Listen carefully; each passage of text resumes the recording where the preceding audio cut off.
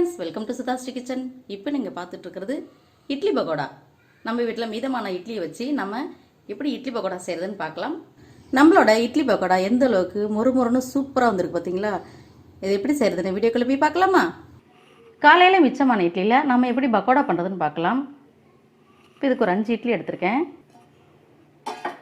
இப்போ இந்த 5 இட்லி நம்ம சின்ன சின்னதாக அப்படி உதிர்த்துக்கலாம். இது ரொம்ப டிஃப்ரெண்ட்டாக இருக்கும், டேஸ்ட்டு சூப்பராக இருக்கும்.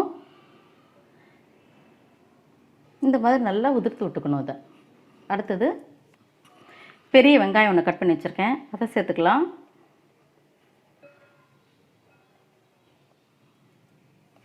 அடுத்தது கருவேப்பிலை குட்டி குட்டியாக கட் பண்ணி வச்சுருக்கேன்.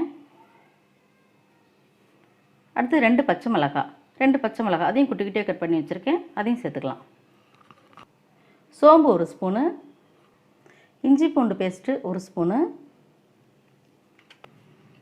கடலை மாவு ஒரு 1/2 கப்பு, கார்ன் மாவு 1 ஸ்பூனு, தனி மிளகாய் பொடி 1 ஸ்பூனு, தேவையான அளவுக்கு உப்பு, பெருங்காயம் ஒரு 1/4 ஸ்பூனு. இது எல்லாத்தையும் சேர்த்து நம்ம நல்லா மிக்ஸ் பண்ணிக்கணும்.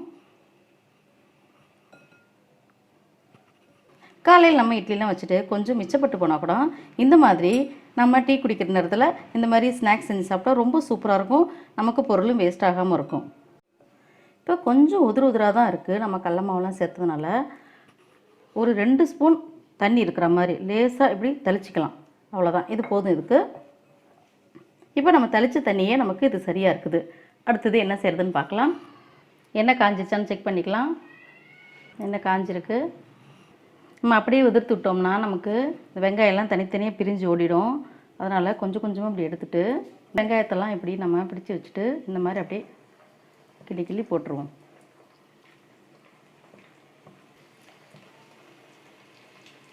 இப்படி அழுத்தி பிடிச்சி நம்ம போடலாம், தனித்தனியாக வெங்காயம் பூரா உதிர்ந்து ஓடிடும்.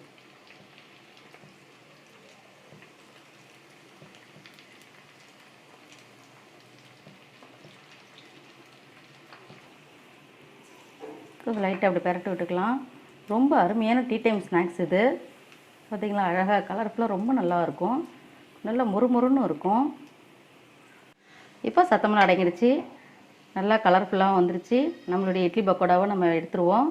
நினச்ச உடனே டக்குன்னு செஞ்சிடலாம். இது ஒரு அருமையான டீ டைம் ஸ்நாக்ஸ் இது.